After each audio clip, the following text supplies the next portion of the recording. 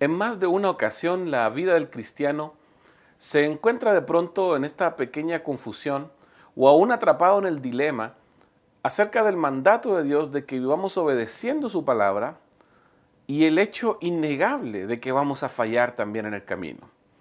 Dios no renuncia a sus demandas de obediencia sobre nuestra vida, que de hecho son la puerta para nuestra bendición, pero también reconoce que somos seres finitos, fallidos, que de ninguna manera podremos vivir perfectamente sin equivocarnos jamás.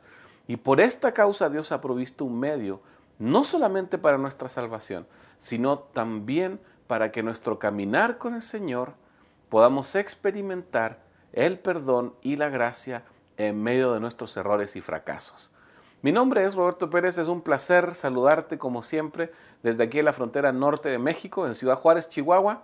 Y vamos sin más demora a nuestra lectura devocional que está en la primera epístola del apóstol Juan, capítulo 2, versículos 1 al 6. Primera de Juan 2, 1 al 6. Hijitos míos, estas cosas os escribo para que no pequéis. Y si alguno hubiere pecado, abogado tenemos para con el Padre, a Jesucristo el justo. Y Él es la propiciación por nuestros pecados, y no solamente por los nuestros, sino también por los de todo el mundo. Y en esto sabemos que nosotros le conocemos, si guardamos sus mandamientos.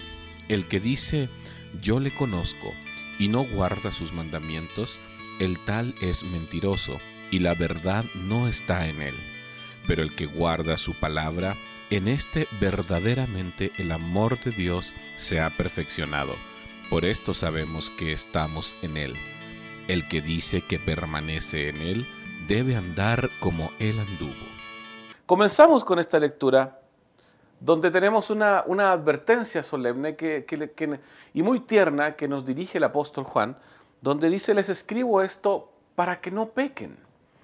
Y esto es sorprendente, es extraordinario, porque de pronto nosotros caemos en la confusión de confrontar la gracia y la obediencia, o confrontar a un Dios que perdona con un Dios que demanda también nuestra fidelidad a su palabra. Y estas dos cosas en ninguna manera están peleadas, son necesarias la una y la otra. Dios nos enseña que nunca se debe apartar de nosotros tanto la verdad como la misericordia, de manera que no podemos separar estos dos aspectos de Dios de nuestro caminar cristiano, porque de ellos surgen tendencias tan negativas como mirar ligeramente los mandamientos del Señor o vivir en el total legalismo. Así que esta palabra que hoy día nos enseña el Señor es muy importante para nuestra vida. Queridos hermanos, dice, les escribo esto para que no pequen, para que no caigamos en el error, para que no nos dejemos arrastrar por nuestras pasiones, para que no nos abandonemos en nuestro pecado, en aquellas cosas que hacemos que ofenden al Señor. Sin embargo, también reconoce el hecho de que muy probablemente sus lectores, entre los cuales estamos nosotros, habremos cometido pecado. Y cuando hemos cometido pecado, Dios nos da una salida. Ahora, naturalmente este pasaje, al leerlo, un mensaje que encontramos reiterativamente es acerca de guardar los mandamientos del Señor, de guardar su palabra como la manera en la cual se puede saber y reconocer que alguien es un hijo de Dios verdaderamente. El tema del apóstol Juan es sencillo. El guardar la palabra del Señor consiste en amar a Dios en primer lugar y enseguida amar también al prójimo, de la misma forma que aprendemos a amarnos a nosotros mismos. Y Él enseña que el verdadero amor de Dios es aquel que se manifiesta en medio de la obediencia. Nosotros vivimos en días donde el concepto del amor de Dios está siendo duramente cuestionado, donde aún dentro de los círculos del cristianismo, a raíz de todo el debate mundial que hay acerca de diferentes tópicos, se nos acusa a los cristianos de que somos intolerantes, de que el mandamiento de amar al prójimo solo lo decimos de palabra y que realmente no amamos al prójimo, porque de pronto no aprobamos ciertas conductas que tienen las personas en nuestras sociedades, como la homosexualidad, por ejemplo, o estamos en contra del aborto y del matrimonio entre personas del mismo sexo. Y cuando nosotros hacemos esto, no estamos haciendo porque no les amamos, sino todo lo contrario, por el amor de Dios que está en nosotros. No podemos esconder la verdad. No podemos cometer el error de decir que esto es lo único que a Dios le interesa, porque a Dios le interesan muchas más cosas. Y tenemos que cuidarnos mucho de no concentrar todo nuestro esfuerzo en una sola cosa, mientras descuidamos otras áreas de nuestra vida y de nuestra vocación cristiana, como el servicio social, como la evangelización, que es fundamental en la vida de la iglesia, y estos aspectos que son tan importantes para nuestra vida. Pero nos enseña la palabra algo muy claro.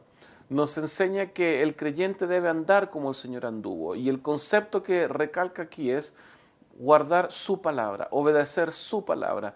Juan nos enfatiza, ¿verdad?, el amor a Dios y el amor al prójimo, pero el amor a Dios a la manera de Dios. El que ama a Dios ama la palabra de Dios y todo lo que ella dice. Y de esta forma nos libramos del error, nos libramos de caer en interpretaciones equivocadas, porque de pronto podemos caer en este error de pensar que el amor es este sentimiento solamente que de pronto tenemos y que está desprovisto de un amor a la verdad. El amor de un creyente debe ser a Dios y a su verdad. Si yo amo a Dios, amaré la verdad de Dios. La verdad de Dios me enseña que yo debo amar al prójimo, pero que en ninguna manera ese amor al prójimo significa aprobar todo lo que hace, de la misma manera que el amor que Dios nos tiene no significa que aprueba todas nuestras conductas. Ahora, para que podamos cerrar esto y entenderlo bien y aplicarlo a nuestra vida, tenemos que decir esto. El amor de Dios es proveer un medio para que nuestra vida sea perfeccionada cada día a su semejanza. La sangre de Cristo que fue derramada en la cruz es la propiciación por nuestros pecados, los que cometimos en el pasado, los que cometemos hoy y los que cometeremos en el futuro. Pero un hijo de Dios que ama al Señor no vivirá siendo negligente con la palabra del Señor, pero sí reconocerá que es débil y que necesita la gracia del Señor en su vida para vivir de acuerdo a su palabra. De esta forma nos evitamos caer en creer ideas equivocadas acerca del amor de Dios que aún están entrando ahora a la iglesia, que aún nos están queriendo llevar por un camino contrario al que el Señor nos enseña. Mi querido hermano, mi querida hermana, amigo, amiga, cualquier teología y cualquier enseñanza que ignore cosas que están expresamente enseñadas en la palabra de Dios, no vienen de Dios y no se apegan al verdadero amor de Dios. El amor de Dios se manifiesta en que siendo pecadores, Cristo murió por nosotros. Y no solamente por nosotros, lo dice aquí claramente, por los de todo el mundo. De manera que si nosotros realmente estamos llenos del amor a Dios y el amor al prójimo, con amor declararemos al mundo la verdad y la verdad salvadora que hay a través de Cristo Jesús, nuestro Señor. Realmente deseo que tengas un excelente día, que te mantengas fiel a Dios y a su verdad, que nos mantengamos firmes en este propósito, amando al Señor y amando a nuestro prójimo lo suficiente para predicarle el Evangelio de la salvación, que tiene poder para dar herencia a los que se acercan a Él, a los que le confiesan como Señor y Dios, para que, tal como tú y yo, sean liberados de las garras del pecado y vengan a ser ahora hijos amados de Dios. Que Dios les bendiga, que tengan un excelente día. Hasta luego.